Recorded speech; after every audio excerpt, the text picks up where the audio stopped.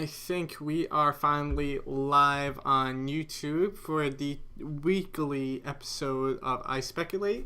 I'm your host, Apple Gamer 24/7. As always, doing iSpeculate this week. So officially now, I'm gonna start the recording. So these episodes can be viewed and archived later.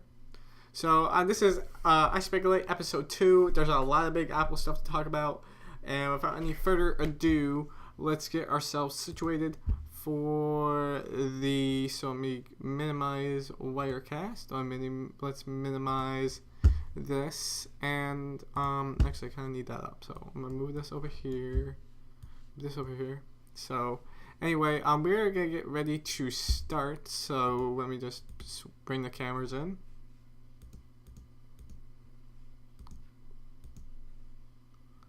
So lower right. And here we go. So, like I said, welcome to iSpeculate episode 2.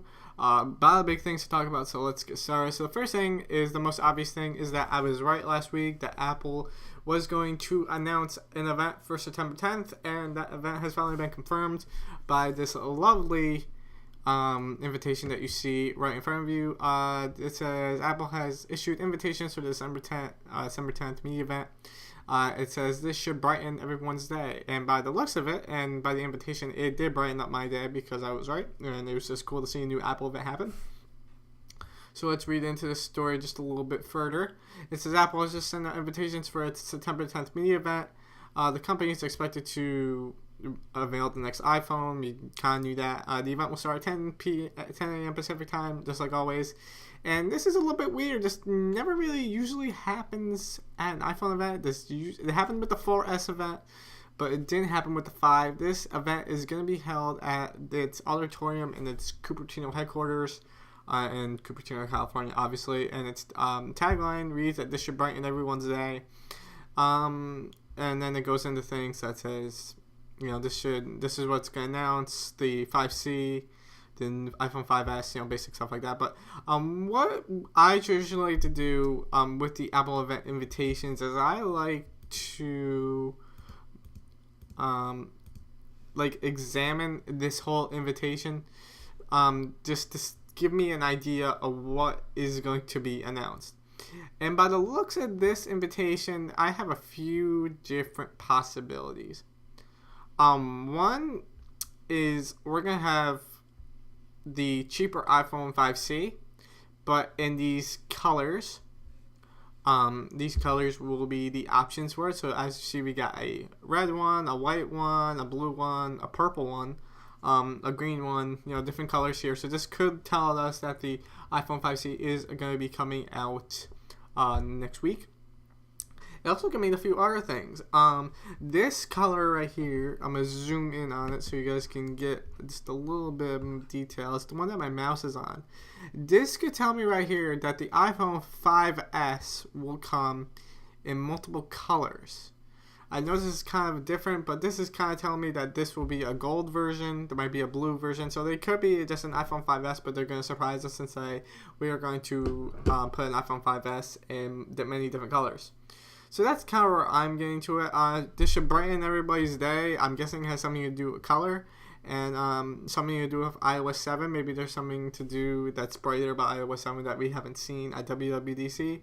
But the general consensus is about this invitation is that there's going to be the cheaper iPhone, the 5C. I wouldn't really call it the cheaper iPhone. I would call it the lower cost iPhone because to me it's going to be much more higher quality, and the material wise is going to be much better than what we already have on today's compared to today's lower end Android phones.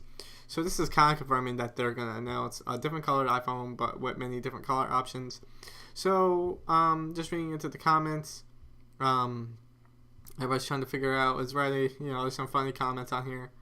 But it also, just reading into one comment, said there's something about an LED flash. This should brighten somebody else's day. Might be the tagline. That could be a 2. So it's just something else to keep in mind with this iPhone event going on next week. So just something to keep in mind about. And why did my screen decide to do that? Oh. Alright, so here we go, moving on to the next story. Alright, this is a new one that just happened today, actually, either today or yesterday. It says photos claim to show the iPhone 5C logic board and the structure. So this is where the structural integrity of the phone would look like. So this is just some more leaked parts. I kind of like to do this because I kind of like to see if there's anything added to the 5C. And it looks like a traditional Apple logic board. There's some slight differences. It says, of course, there's many leaks. But the packaging, so this is what it looks like. It's supposed to fit right here in these screws, according to this picture right here. So these are some mass-produced motherboards. This is the shield for it, the UV shield, and this is where it's going to go in our iPhone 5C. So the iPhone 5C motherboard is leaked. It's not really giving us what processor it's using or how much RAM it has. It's just giving us just a little peek of this will be the size and the structure integrity of the new iPhone. So that's something to keep a lookout for. Of course, it was leaked by a Chinese site. So moving on, this is a kind of a not. I was expecting this, obviously. Okay, so the first one is that the 2014 iPhone will support a 4.5-inch to a 5-inch screen, says analyst Ming Chi Ko. The thing when I read anything, this is a general thing we have to keep in mind when we read anything that regards to analysts. Analysts don't really know what they're talking about most of the time, so they kind of pull these things, sort of out of their butt. But sometimes they get it right, and this one doesn't seem too far off. But 4.5 inches to 5 inches sounds really big for Apple, especially since in the last iPhone event when they changed the iPhone 5 to a 3.5 inch to a 4-inch screen. They really made a big deal about how the 4-inch screen was so much better for you because you could still use it in one hand and reach all corners. But a 4.5 inch to a 5-inch screen is a little big for Apple. I think it's a little too soon. I think a 4.3 inch is gonna be that sweet spot. Maybe that 4.57 inch, maybe we'll find maybe a really weird number in the middle, like they did with the iPad Mini. It's not technically a 7-inch screen. It's a 7.82 5-inch screen, somewhere around there. I do expect Apple to see that if they want to go any bigger, but 4.5 to 5 inches does seem a little bit out there. But I just wanted to throw this out there. I'm going to read some of this to you guys. It says, according to the analyst, KGI securities analyst Ming Chi Ko, Apple's 2014 iPhone is set to include a much larger display. Kim points the screen to be anywhere between 4.5 and 5 inches. Also, this display will continue to use Intel-based technology that's pretty much a given.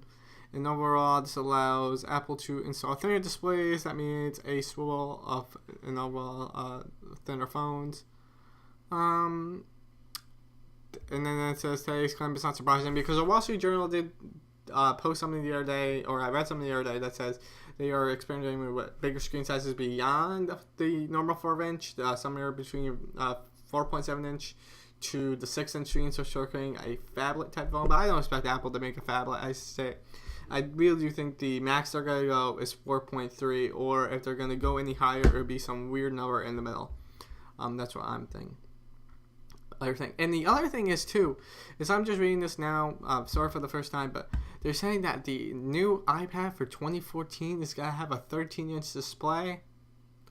I would think again. So that's just, most of this is all baloney, but most of the stuff in here is, sort of legit. It's going to sort of give you a future. But like I said, 4.3 inches is going to be the sweet spot. And then, anywhere, beyond that, I do expect Apple to, make some big number up that's like 4.5, 4.3.8, or 4.4 point something, something in the middle that's not as big, but still gives you the opportunity to, access all 4 corners at one hand, but still providing a much larger display.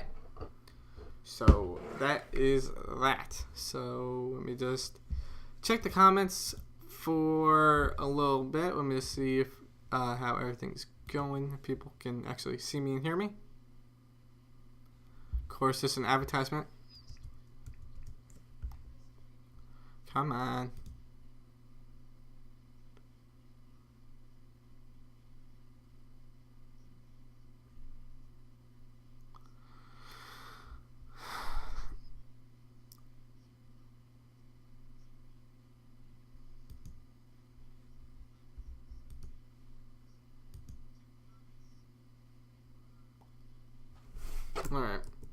So we're good.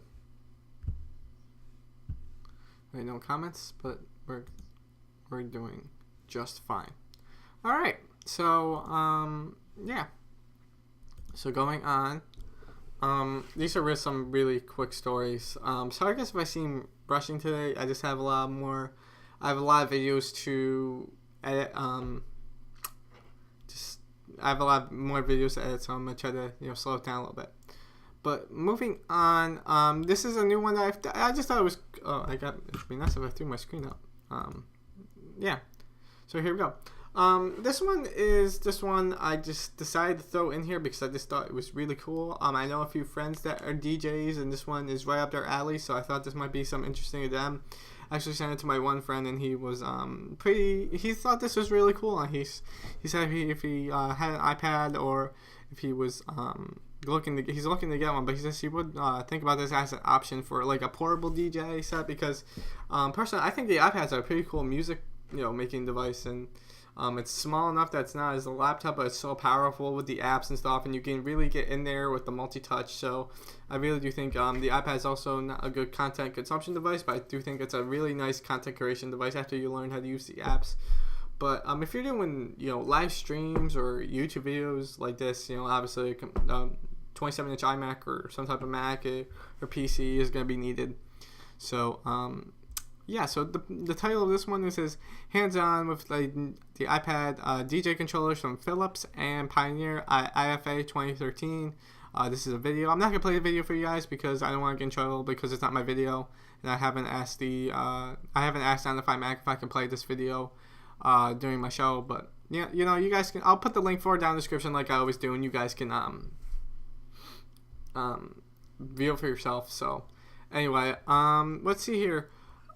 Philips announced this week that the IFA press conference in Berlin that is teaming up with the DJ and music producer Armin van Buuren to produce a DJ controller specifically designed for the iPad and iPhone.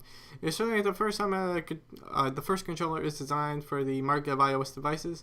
Philips isn't the exact company to come in mind when you think DJ controllers, but the new M1X DJ does unique features the celebrity endorsements, and also a win for Algorithm's DJ app that Philips makes a point of noting this feature specifically. So this is basically a DJ controller that you can stick your iOS device into. The turntables actually work, and if you have the DJ app, which is an app in the App Store, I think it's like $50. It's a pretty expensive app, but if you're a DJ, it's probably well worth it.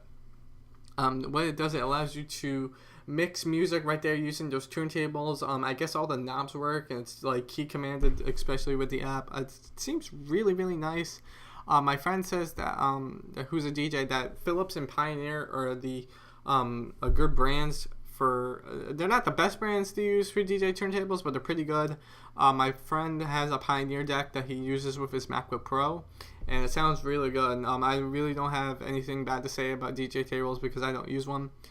But it says, rather than trying to mimic professional DJ controllers like the recently announced, it gives us weird model number. It says they also got that some of these even include an 80-watt speaker system underneath. They certainly aim to a more simplified control compared to your standard DJ controller with no quick looping functions such as like in the Pioneers. While the new Pioneer model takes the other route and essentially shifting down the high-end professional products. And for the iPad and AIM specifically at different audiences, and it gives us a model number. It sells in Europe for $399.95, which is kind of hard to swallow, but the Bluetooth speaker, they say it really does pack a punch. So if you're a DJ, definitely look into these if you want to trim down your rig. I know if you want to just carry an iPad or even the iPad 5 when it comes out, with the Retina display and the thinner form factor, I think you guys would be really happy if you guys like DJing. So definitely check these out. This is something really cool I thought could just throw in there just to line up from all the news. Alright, next one here. This one says new Apple TV software likely coming next week, but don't expect any new hardware just yet. There was a report earlier last week or this past week that says that Apple was going to launch a new version of the Apple TV, which kind of got me a little excited because I really love the Apple TV. I use it pretty much every single day. It's pretty much my go-to streamer. I would use the good old Xbox 360, but the problem is with the Xbox 360, I hate the interfaces for some of the apps. Like the interfaces for Netflix and Hulu Plus, I really, really don't like. I find they're not like, they're so fragmented. They're not the same. Each one has different options that the other one doesn't have. But the Apple TV, most of the interface and the design is pretty much the same thing. So that's why I like the Apple TV. The only thing that's stopping me from ditching the Xbox altogether is gaming. And now that the Time Warner app is on the 360, it's kind of hard to get rid of that app. So, like I said, going into this article just a little bit deeper, Apple will not announce a new piece of the Apple TV hardware last week, as basically rumored by All Things D. But it says Apple would debut some new software for the iOS devices. It said the existing software for the Apple TV, of course, update expected to come with some new AirPlay functions, which is cool because AirPlay is that wireless feature that you can basically send anything to the device, which I think is really, really nice. I use it all the time. Sources say that one of the new features is that it works with the people who bought content from Apple Play, other stuff on other users' Apple TVs via Apple's AirPlay. Your bought TV shows or a movie from the Apple's iTunes Store, you could watch it at a friend's house by calling up on your iPhone and telling it to stream it to your your friend's Apple TV to start streaming it. So that's cool. If you buy a movie on your iPhone, you're at a friend's house, but then you don't have to log into their Wi-Fi, I'm guessing you could just stream it directly off your iPhone. Or they have something in there. I don't really know how that works because I could always rent a movie off my iPhone and AirPlay to anybody's Apple TV. Not really sure if I'm reading that correctly, but okay. Of course, it says that it will also include the features for the new iTunes Radio, and also be able to have the ability to set up your Apple TV over Bluetooth, and support for always 10 Mavericks. Now, if you guys have if you guys haven't heard about the Apple TV setup over Bluetooth, that is some seriously awesome. What you can do is on iOS 7. You can take your iPhone, tap it against your Apple TV, and then you can basically put all your passwords in without having to use the remote, which is a really nice feature that I've been wanting for a while. So, yeah, and then so it was about last week when we talked about the different TV shows. So that is what's going on in there. So we got 17 minutes. Like I said, this is just, a lot of things to talk about, but, it's nothing like that. Okay, so moving on to the next one. This one says that Blackberry Messenger for iPhone was submitted to the App Store 2 weeks ago. Now, this is just one that everybody's just been complaining about. I don't really use BBM. I don't really know anybody who uses a Blackberry anymore, but if you still do, Blackberry Messenger or BBM is coming to iOS and Android, and they're just saying that the app is done and it's submitted to the App Store. Leave your comments down below if you still use a Blackberry or know anybody that uses Blackberry. There's only one person that I really know that's really interested in the app, but to me, this seems like a waste of time because pretty much everybody I know that use a Blackberry either switch over to the iPhone or to Android, which, it comes with iMessage and Google Hangouts. So, there's really not much of a market for Blackberry Messenger. I would like to see Blackberry sell its technology of BBM to offer some of it to Apple, offer some of it to Google, and see who, if one company bids more than the other, sell off it to them. But that's more I like to see Blackberry do. Blackberry is not really doing too good. I played with the Blackberry Z10 about a couple months ago at an AT&T store, and I have to say, I was kind of impressed on how good the OS worked. I liked how it was unique to the phone that, you could, swipe gesture on the bezels to, go back and forward. I still think it needs a physical home button just because I'm anal about that. I like physical home buttons in case there's something, software-wise, you do a hard reset. You have the ability to use a physical button to do that rather than having software buttons or having to do some weird thing with the volume buttons like you do on some more recent Android phones. But I like the physical home button. I think it's pretty good. So, and here's a video of what I want to say that is what BBM looks like on the Blackberry Z10 or any of the newer Blackberries. So if you guys want to get sort of an idea what it looks like, this is what it would look like on Blackberry, so you can get an idea of what it looks like on iOS. So yeah, and then it says down here that Well, BBM has been in review for 2 weeks. Apple developers have been telling us it's been approved in 9% of apps submitted in 99 days. Then they give us this little chart here that says 99% of iOS apps are approved, 99% updates are approved, 97% of Mac apps are approved to the Mac App Store, 99%. And it says that PBM for Android has been significant struggling for phone makers amidst rumors that the company may spin off services into its own firm. So, like I said from the beginning, that iOS is a better platform to develop on compared to Android because there's so many phones. So yeah, just basically tell me what you think of Blackberry Messenger for the iOS. Are you excited for it? Are you not excited for it? Do you still use the Blackberry? Are you using Android? Whatever. Like I said, there's only one person that I know of that really cares. So anyway, moving on. Now, these are the last two stories. I'm kind of gonna talk about a lot because these are the big ones that I really want to talk about. It says sketchy photos claim to show the iPhone 5S box with tweaked home button as the fingerprint scanner speculation increases. So in case you guys haven't mentioned or heard about, actually, is that the iPhone 5S will include a fingerprint scanner built into the home button to unlock your phone. To me, that is so. I think that's so cool. I mean, I really don't know what to say. I don't want to say it's innovative or not because I don't know if a Samsung phone or an HTC phone has some similar functionality, and I really just haven't read about it. So I don't want to call it innovative just yet. I just want to say that it's pretty cool.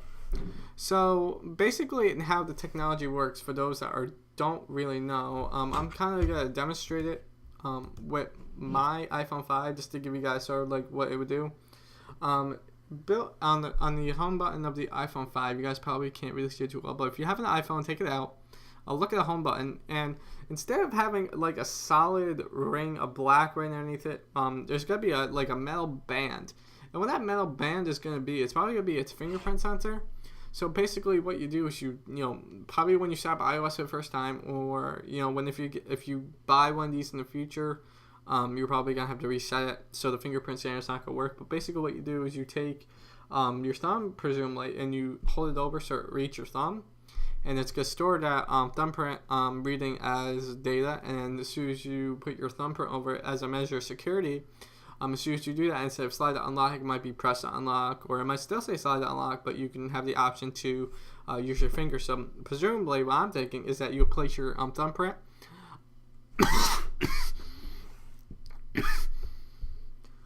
Wow. Okay, guys, I'm back. Man, I'm losing my voice here because I'm talking so much.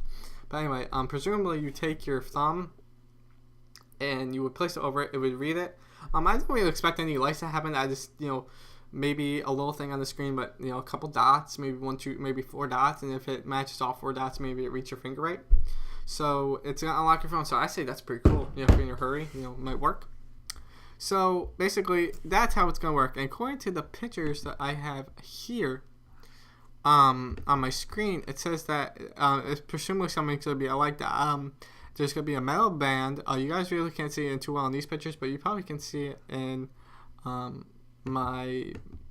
and when I go down to the bottom, there's a little bit of high quality images.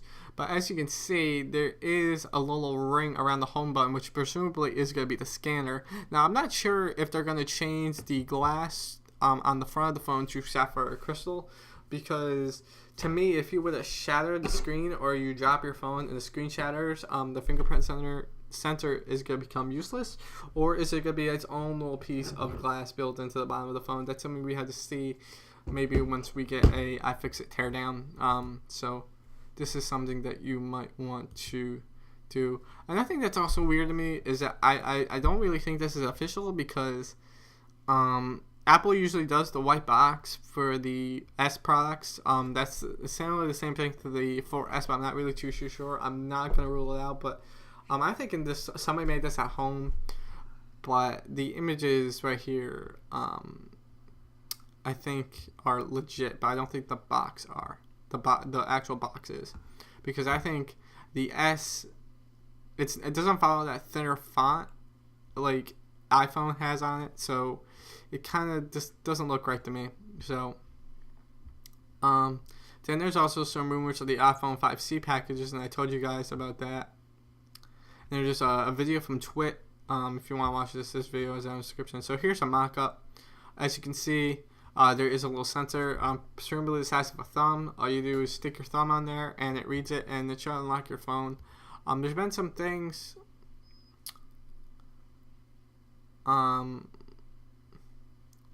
There's been some things in iOS beta on the iOS 7 betas that sort of confirmed that a fingerprint scanner has been in there, but I can't really confirm that. So what I'm gonna do is I'm gonna show you guys these higher quality images. So as you can see, to me this doesn't look too a thing, because the S doesn't seem in that thing of font that Apple's trying to go for with the iOS 7. So that's something you gotta keep in mind. Here's a better picture for you guys. Presumably that the color of the phone is going to match your background, so that's kind of weird. I would expect Apple to do maybe the same background design as they do on their iOS 7 homepage, but I could be wrong. They're kind of going for that color correction, that color matching thing, because as the tagline says, it should brighten everybody's day. Here's another one right here. So. And that's the end of that. So, let me know what you guys think down in the comment section, what you think of Apple going to this fingerprint thing. I think it's going to be pretty good, because if it could prevent crimes from happening, because I know a lot of people get their phone stolen, or you might be in a higher area where your phone could get stolen. So if you could prevent that with iOS 7's activation lock, which is if your iPhone gets stolen, you could set a passcode on it, along that you need to be use the same Apple ID that's associated with that account, and you can't factory wipe it. If you factory wipe it, I think it sets off something that's been factory wiped, or that attempt's gonna be, and you need to type in your Apple ID for the wipe to take place. So I think this is really good. It's not a really good feature, but it's also a really good security matter too. The other thing it says here is that the home button the new home button design is noticeably convex. Perhaps the shape has changed, but the tweaker button is not enough to be identified as the iPhone 5C, but it can be an iPhone 5 by the untrained eye. But it's possible the etching around the border the home button could be more shiny and slightly different. So that's something we could do too. So yeah, sorry guys about my nose. I kind of have bad allergies, summer allergies. So yeah, so let me know what you guys think down below. I'm just gonna take a quick break just to see how we're doing. So we're at 27 minutes. We're not doing too bad. We're sorry. Like I said, this will be 30 minutes long exactly. Not exactly, but they'll be around that time, 30 minutes. So let's see how we're doing. I got 1 like so far, so that's good.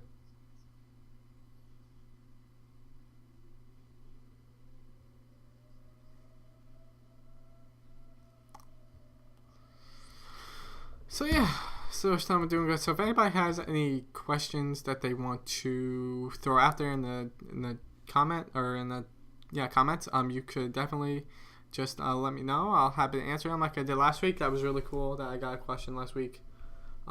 Seemed to put some more interaction in the show. Really want to get you guys interacting with me, so that's the one thing I want to get out there. So we're just gonna take another minute, and then we'll get back in the swing of things. So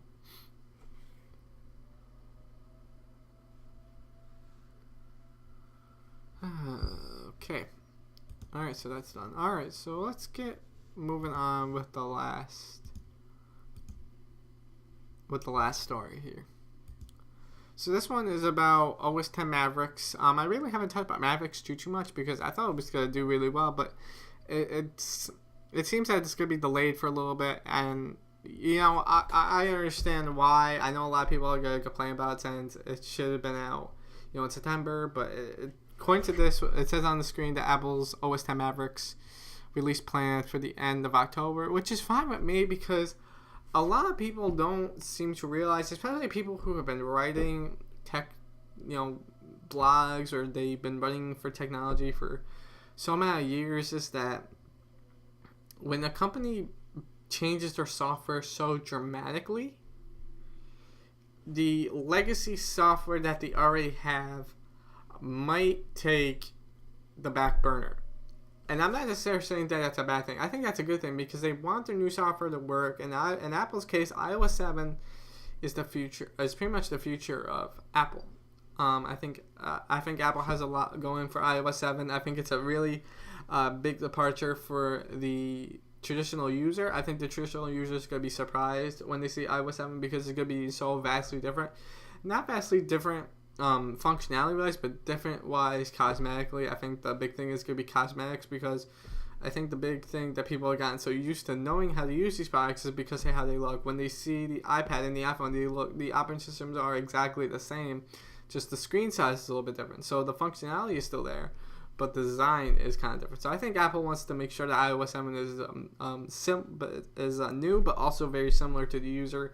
And I think putting Mavericks on hold is going to be, to me, is well enough to get iOS going, because Apple's really relying more on iOS nowadays than the Mac to me, and this is going way too long than I plan to explain it. So I'm gonna end it there. So let's dive into this one. I don't know why I had to click on it again, but okay. It says that Apple's plans to release its next Mac operating system, OS 10.9 Mavericks, at the end of October, according to knowledge of the launch plans. It comes despite of the speculation that Apple will release OS 10 Mavericks and iOS 7 in tandem at this month. iOS 7 is supposed to ship alongside the iPhone 5S and the 5C later in September, but there's been a lot of chatter about iOS 7 for the iPad being delayed until October, and I'll talk about that when I'm done reading this. For the launch of OS 10 Lion and Mountain Lion, Apple released its new operating system following the day of their Q4 earnings call. In the second half of October. So Apple will perhaps release Mavericks the day of the following announcement of its Q4, which is a good possibility. And it's been lots of improvements in addition to new Macs. The thing I do want to talk about though is iOS 7 being released until October. This is thing.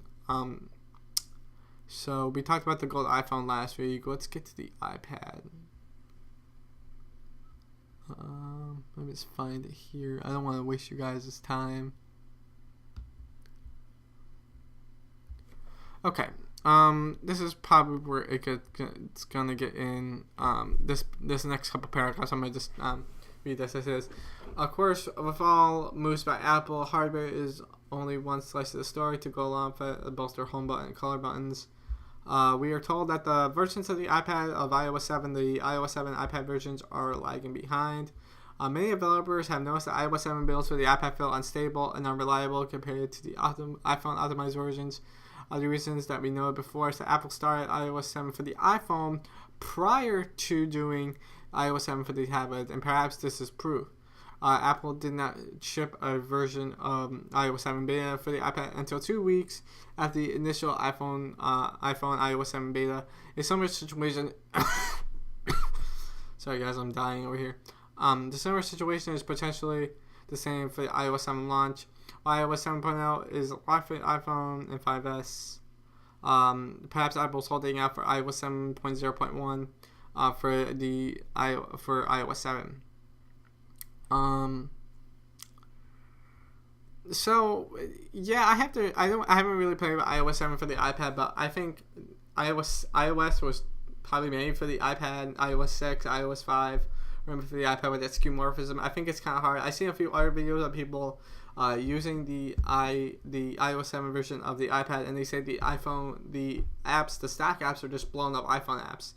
I think Apple's realized that, and I think they're trying to create a tablet optimized version that looks good on tablets or follows the design cues of current apps, but also giving that the new flat design. So I think if Apple needs more time to get the iPad version, I think it's going to be worth it. So I'm not really too worried about that. So that is just what I have to say for this week. So let me check the comments once again to see how we're doing, in case there's any that come in.